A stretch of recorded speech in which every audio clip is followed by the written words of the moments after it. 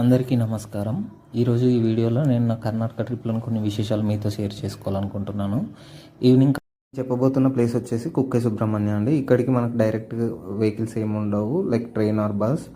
నేనైతే మైసూర్కి వెళ్ళి మైసూర్ నుంచి అక్కడికి వెళ్ళాను. అండ్ ఈ టెంపుల్ విశేషాలు వచ్చేసి కాచిగూడ నుంచి మైసూర్ వచ్చేసి ఒక 13 అవర్స్, అక్కడ నుంచి కుక్కే సుబ్రహ్మణ్య ఒక 5 అవర్స్ వరకు పడుతుంది. రూమ్స్ ప్రీ బుకింగ్ చేసుకొని వెళ్ళాలి, ఎందుకంటే ఇక్కడ ఎప్పుడు కూడా రద్దీనే ఉంటారు. ఇక్కడికి ఈ టెంపుల్కి సమీపంలో మన కుమారధార అనే తీర్థం ఉంటుంది. ఆ తీర్థంకి వెళ్ళే మార్గంలోనే మనకు ఆదిశేషుడు వాసుకి తపస్సు చేసుకున్న గుహాలయాలు, వాటిని బిలద్వారాలు అని అంటారు.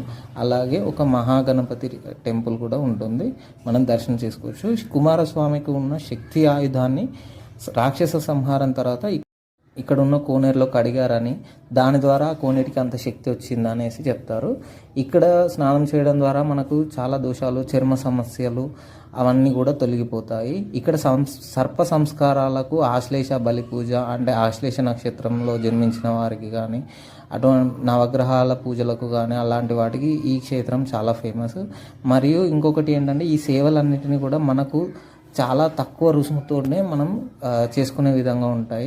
ఈ క్షేత్రం గురించి చెప్పాలంటే మనకి ఒక వీడియో సరిపోదు, చాలా విశేషాలు దాగున్నాయి. ఇక్కడ ఉన్న ప్రతి ఒక్క కొండకి కూడా చాలా విశేషాలు ఉంటాయి. అలాగే ఇక్కడ చాలామంది వచ్చి ట్రెక్కింగ్ కూడా చేస్తారు.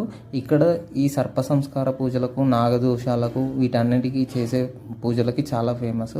ఒకప్పుడు ఆదిశేషువు ఆజ్ఞతో ఇక్కడికి వచ్చి తపస్సు చేసుకుంటారు. తదనంతర కాలంలో కుమారస్వామి ఇక్కడికి వచ్చి ఇక్కడ కొలువైతాడు అని శివుడు చెప్పడంతో వాళ్ళు ఇక్కడే బిలద్వారము అనే మనకు ప్రదేశంలో కూడా తపస్సు చేసుకున్నట్టు మనకు ఇక్కడ పురాణాలు చెప్తారు. అలాగే ఈ క్షేత్రం వెనుక భాగంలో మనకు ఆది సుబ్రహ్మణ్యేశ్వర స్వామి దేవాలయం అని ఉంటుంది. అక్కడ మనకు పుట్టమన్ను అనేది ప్రసాదంగా ఇస్తారు. ఇక్కడ ఈ క్షేత్రం దర్శించుకున్న వారు తప్పకుండా అక్కడ ఉన్న ఆది సుబ్రహ్మణ్యేశ్వర స్వామి టెంపుల్ని కూడా దర్శించుకోవాలి. Thank you.